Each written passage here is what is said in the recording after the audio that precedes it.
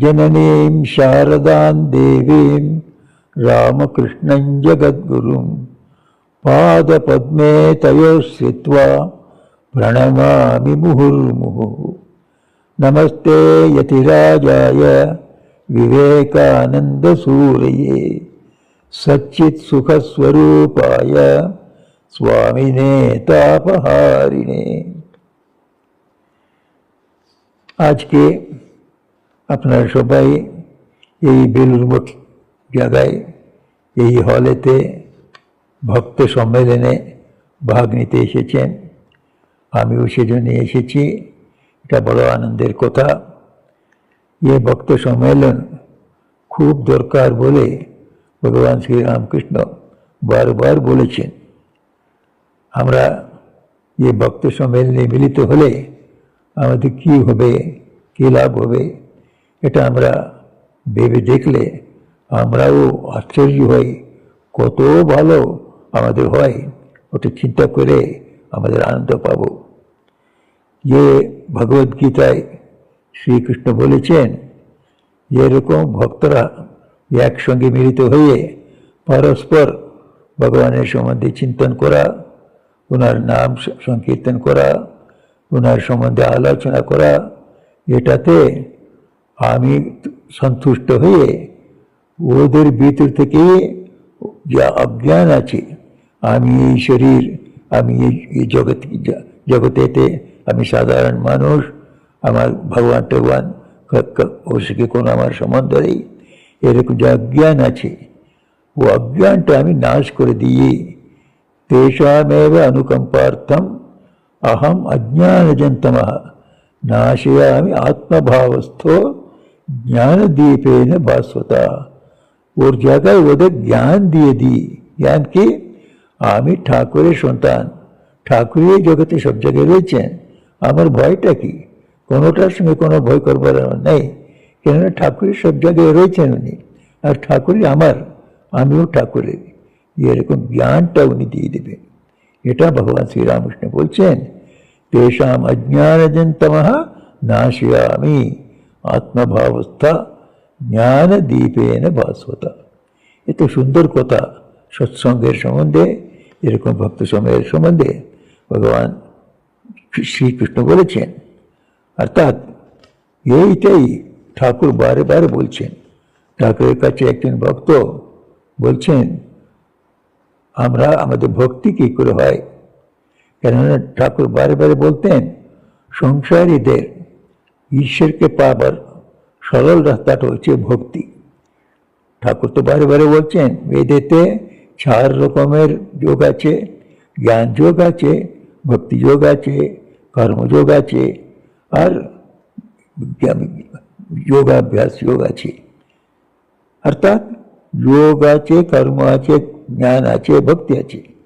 ঠাকুর বারবার বলছেন সংসারীদের পক্ষে কোনটা ভালো? ভক্তি ভালো। অন্যান্য জায়গায় খুব বৈরাগ্য দরকার, যেটা সাধারণ লোকের মধ্যে বৈরাগ্য আসে না। এই জগৎটা মিথ্যা, এই জগৎটা ঝুট, এসব ভাব আসে না, সেজন্যে জ্ঞান যোগ হতে পারে না, সেরকমই যোগ করা যায় না। কর্মযোগটা অত্যন্ত কঠিন। কর্মযোগ করতে করতেই অহংকার হয়ে যায়, অহংকার হয়ে নাম যশের পিছনে ছুটে পড়ে আর ওর কোনো সদ্গতি হয় না। সেজন্য ভক্তিটাই সবচেয়ে কলিযুগের জন্য ভালো বলে ঠাকুর বলেছেন।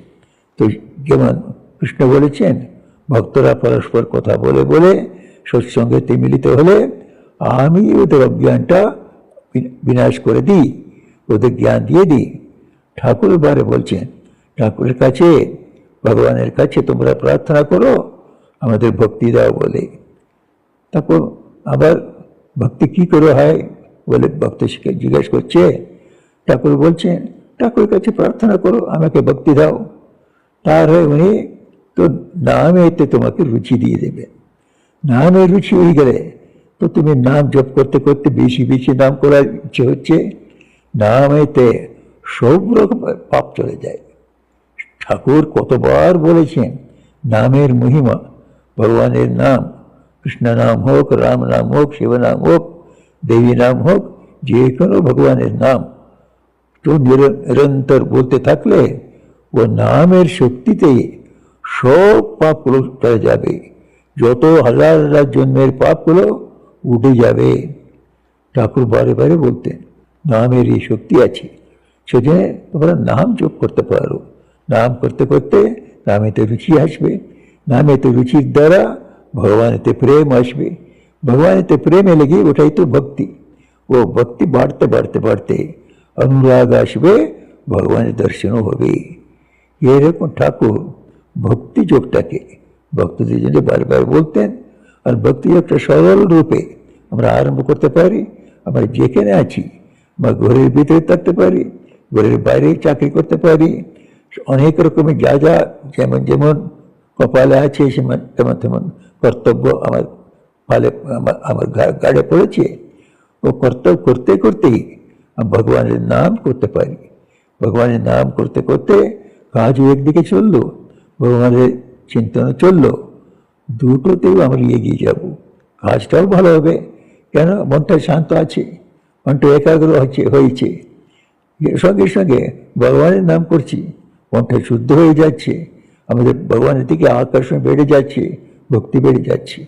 এরকম ভক্তি যোগটা ঠাকুর বারবার বলেছেন, এরকম ভক্ত সম্মেলনে ও ভক্তি আমাদের বাড়ে। এ ভক্তি বাড়ার জন্যই তো আমরা এখানে এসেছি। সব সময় ঠাকুরের চিন্তা আর ঠাকুরকে কর্তা এরকম মানলে অনেক কাজ হয়ে যায়। ঠাকুর অবতার পুরুষ ছিলেন, ওনার আগে যারা যারা অবতার পুরুষ এসেছিলেন ওরাও আমাদের দেখে দিয়েছেন ভক্তি মার্গটা খুব প্রশস্ত মার্গ। সাধারণ লোকের ভক্তির দ্বারা এই জগতেও শান্তি পায় এবং অন্য জগতেও ভগবানকে পায়। এ দুটো ভক্তির দ্বারা পাওয়া যায়, এটা সব তারা দেখে দিয়েছেন। ওরাই সেজন্য কি করে, অত্যন্ত পাপী লোক, পাপিষ্ঠ বলে পাপিষ্ঠ লোককে শুনে বেছে নিয়ে ওদের উদ্ধার করে ছেড়ে দেন, ওদের একটা মহাপুরুষ করে দেবে। সেটা আমাদের উদাহরণ দেখার জন্য আমার পক্ষে কোনো অসম্ভব নেই। তোমরা মনে করতে পারো আমরা বড় পাপ করে দিয়েছি, আমরা আর আমাদের উদ্ধার হবে না, কেউ করতে পারবে না, সেটা ভুল। যত বড় তুমি পাপ করো আমি আছি, 1 মিনিটে ওগুলো সব উড়িয়ে দিতে পারি। শুধু তুমি ভক্তি করো, এটাতে তোমার হয়ে যাবে। এটা দেখাবার জন্যে জন্মে জন্মে উনি দেখাচ্ছেন।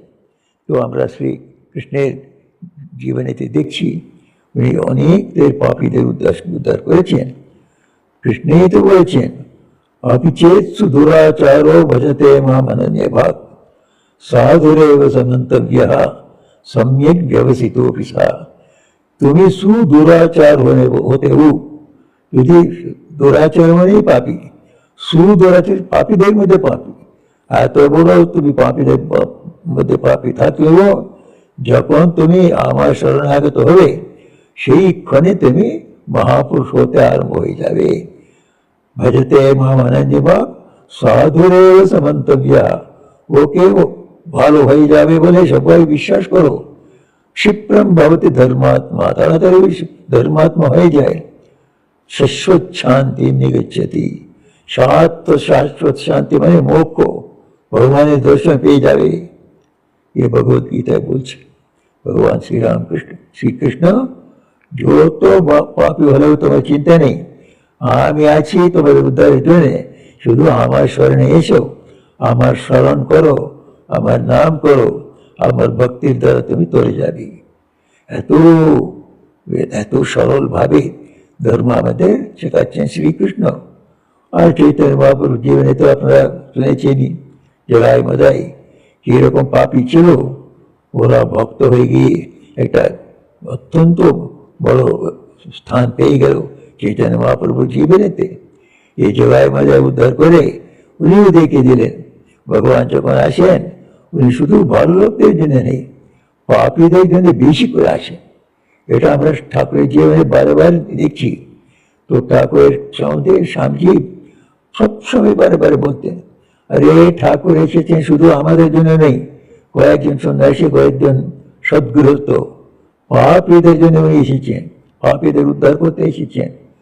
এই রাম অবতার আমরা দেখছি, রামের অবতারে সবচেয়ে বড় পাপী কে? রাবণ। রামের সীতাকে অপহরণ করে নিয়ে ওকে তর্ক করছে, সেই রকম মহাপাপী। তো ওর ভাই বিভীষণ, বিভীষণ যুদ্ধের আগে শ্রীরামকৃষ্ণের কাছে এসে, প্রভু আমি আপনার শরণাপন্ন, আমাকে শরণ দিন বলে চাইছে। ও শ্রীরামকৃষ্ণই শ্রীরামচন্দ্র হয়েছিলেন। তারপর তো ভালো বলতেন না আমি রাম আমি কৃষ্ণ। তো রাম অবতারে তো বিভীষণ এসে শরণাগত হয়ে বলছে আমাকে শরণ দিন। তখন অন্যান্যরা বলছে এ তো রাবণের ভাই, রাবণ তো আপনার স্ত্রীকে আপনার শক্তিকে অপহরণ করে, এত বড় পাপী, ওর ভাই এসেছে, একে কি করে শরণ দেওয়া যায়? শ্রীরামচন্দ্র বলছেন বিভীষণ সুগ্রীবা রাবণ স্বয়ং। আরে বিভীষণকে কথা কি বলছো? আর রাবণে এসে আমাকে শরণাগত হয়ে ওকে আমি অভয় দেবো, ওকে উদ্ধার করবো। কত বড় কথা! সকৃত্যেব প্রপন্নায় তবাস্মি ইতি জিয়াচিতে। একইবার আমার কাছে কেউ বলে আমি তোমার হয়ে গেলাম, তোমার দাস হয়ে গেলাম, তোমার অনুগত হয়ে গেলাম বলে দিলে, সেই ক্ষণে ওকে আমি উদ্ধার করে দেবো। একইবার, সকৃত মানে একবার। সকৃত্যেব প্রপন্নায় তবাস্মি ইতি জিয়াচিতে, তোমার হয়ে গেলাম বললে সাধুরেব সমন্তব্যঃ সুহৃদেব চ অপন্নায় তবাস্মিতি যাচতে অভয়ম সর্বভূতেভ্যো দদামি। সব প্রাণীদের যত যে কেউ এসে আমার শরণাগত হলে ওকে আমি শরণ দেবই দেবো, ওর উদ্ধার করবো। এ রাম অবতার। আর এই কলিযুগের এই রাম ও কৃষ্ণ, রামকৃষ্ণ রূপে এসেছেন। উনি তো আমাদের চোখের সামনে দেখে দিলেন গিরিশ বাবুকে নিয়ে। সবচেয়ে পাপী যদি কেউ থাকতে কলকাতায় কেউ, এই গিরিশ ঘোষ। ও নিজেই বলতো আমার মতন পাপী কেউ থাকতে পারে না, আমি যে কোনো পাপ নেই যেটা আমি করিনি, এসব করেছি, আমার কোনো কেউ উদ্ধার করতে পারবে না। এমন গিরিশকে বেছে নিয়ে এমন ঠাকুর ওকে শরণ দিলেন। ওকে শুধু বললেন যখন কি করে ও ঠাকুরের কাছে গেল আর ওনাকে বরণ করলো গুরু রূপে, সবাই ওকে পাপি পাপি বলে দূর দূরে রাখতো। ওই এলাকায় বসে থাকলে দূর থেকে অন্যদিক দেখে চলে যেত, ওইদিকে তাকিয়ে দেখতো না। এইরকম অবস্থা ছিল সমাজেতে। সেরকম লোক ঠাকুরের কাছে একবার গেছে, ঠাকুরের কাছে বলছে আমি একটা বড় পাপি, আমার কোনো রাস্তা আছে? হ্যাঁ, তুমি পাপি, আমি তো তোমাকে পাপি বলে দেখছি না তো, তুমি তো আমাদের মতন মায়ের সন্তান। ও আশ্চর্য হয়ে গেল, এই একজন লোক সারা সমুদায় আমাকে পাপি পাপি বলছে, ইনি বলছেন আমি তো মায়ের সন্তান। তো বারে বারে ঠাকুর বলছেন আরে তুমি তো মায়ের সন্তান, তো তোমার তফাৎ কি আছে? তবে তুমি এ করো, তুমি সবসময় তুমি মনে করো তুমি কিছু করছো না, তুমি আমাকে আহ্মকতার দিয়ে দাও। তুমি বলো আমি কিছু করবো না, আমার জন্য আপনি সব কিছু করবেন। আমি যা কিছু করব সেটা আমি করবো বলবো না, আপনি করবেন। এরকম আমার আহ্মকতার আপনাকে দিয়ে দিলাম। আমি বলবোই না, আমি সব সময় আপনি বলবো। এটার জন্য রাজি করিয়ে দিয়ে ওকে স্মরণ দিয়ে দিলেন। এর পরিণামটা কি হলো? সব সময় ও ঠাকুরের চিন্তা করছে, তো আমার খুব খিদে পেয়েছে, আমাকে খেতে হবে, আমি খিদে পেয়েছে, আমি কি তো ঠাকুর আমার জন্য খাবে। আমি অসুখ হয়ে গেছি, আমি দুঃখিত হবো আমি কে? ঠাকুর আমার জন্য দুঃখিত হবে। দুঃখেতে দুঃখ অনুভব করছে না, সুখেতে সুখ অনুভব করছে না। ওর ছেলে মারা গেল, কাঁদলো না। আমার কাঁদবার কি আছে? আমি ঠাকুর কাঁদবেন আমার জন্য। ছেলের জন্য দুঃখিত হতে পারলো না। এইরকম করে শেষে ওনার শ্বাসকষ্ট হয়ে গেল, আস্তমা হয়ে গেল, শ্বাস নিতে পারছে না।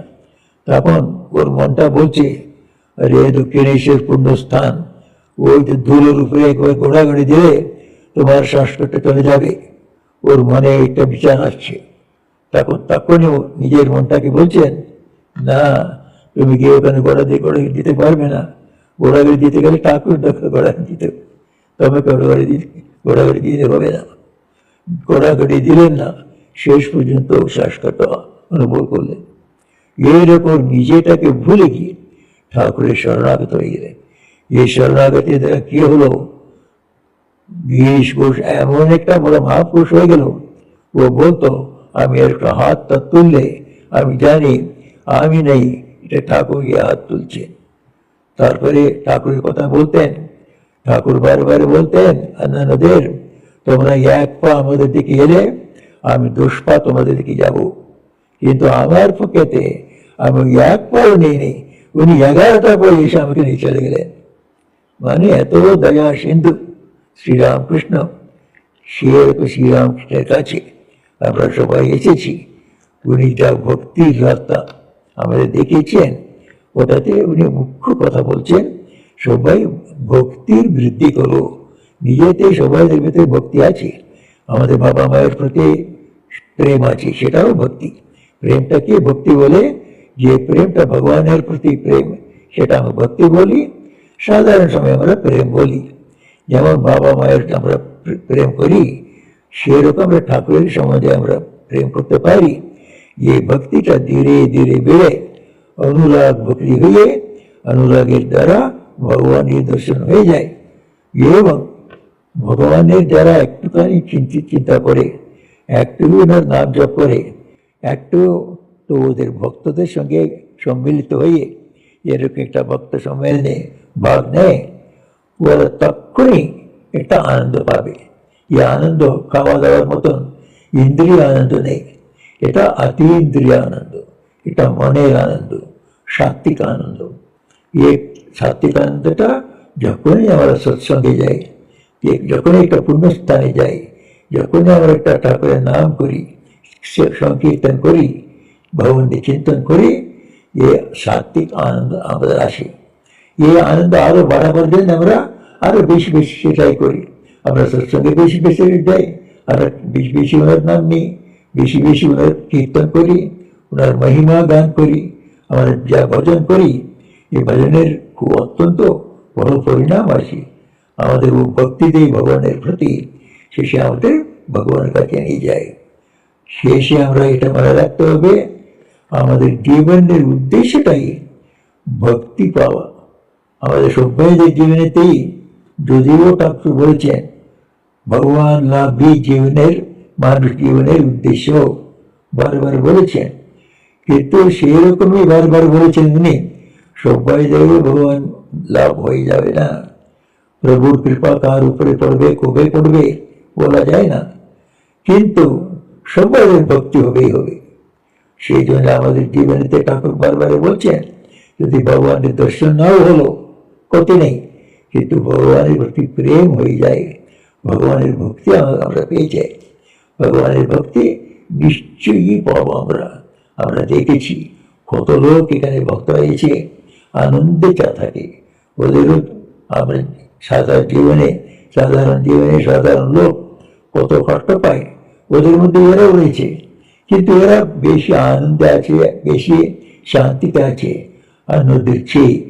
কারণটাকে ঠাকুরের নাম করছে, এরা ঠাকুরের চিন্তন করছে, ঠাকুরের ভক্ত সম্মেলন মাঝে মাঝে যাচ্ছে, বেলুর মঠে আসছে, উদ্বোধনে যাচ্ছে, কামারপুরে যাচ্ছে, জয়ামঠে যাচ্ছে, যখন যখন সময় পায়। এই যার ঠাকুরের কাছে একটা সম্বন্ধ, একটা সম্পর্ক রাখা, এটাই এই ভক্ত সম্মেলন দ্বারা হয়। আপনারা সবাই এই ভক্ত সম্মেলন এসছেন, এটা আপনাদের উপরে ভগবানের বড় বড় প্রসাদ। ঠাকুর ওনাকে আগেকার দিনে দর্শন করতে গেলে আপনাকে দক্ষিণেশ্বরে যেতে হতো কিংবা কামারপুকুরে যেতে হতো। এখন কলকাতার মধ্যে রয়েছে, এখানে বেলুড় মঠে রয়েছে, কলকাতাতে যত মন্দির ঠাকুরের আশ্রমগুলো রয়েছে, যেখানে গেলেও ঠাকুর আছেন, আপনি ওখানে সৎসঙ্গ পেয়ে যাচ্ছেন। এরকম সৎসঙ্গের দ্বারা আমাদের ভক্তি বাড়ে, ভক্তির দ্বারা আমরা এই জাগতিক জীবনে তো আনন্দে থাকি, এবং অন্য জগতে গিয়ে ঠাকুরের আনন্দ ধামে আমরা প্রবেশ করে ওখানে পরমানন্দে থাকি। আসুন আমরা ঠাকুরের কাছে প্রার্থনা করি, আমাদের উনি নিজের আনন্দ ধামে জায়গা দেন আর এই জগতেও আমাদের আনন্দে রাখেন। নিরঞ্জনম নিত্যমনন্ত রূপম ভক্তানুকম্পাদিত বিগ্রহম वै ईशावतारं परमेशमीड्यं तं रामकृष्णं शिरसा नमामः। ओम शांति शांति शांति। हरि ओम तत्सत्। श्री रामकृष्णार्पणमस्तु।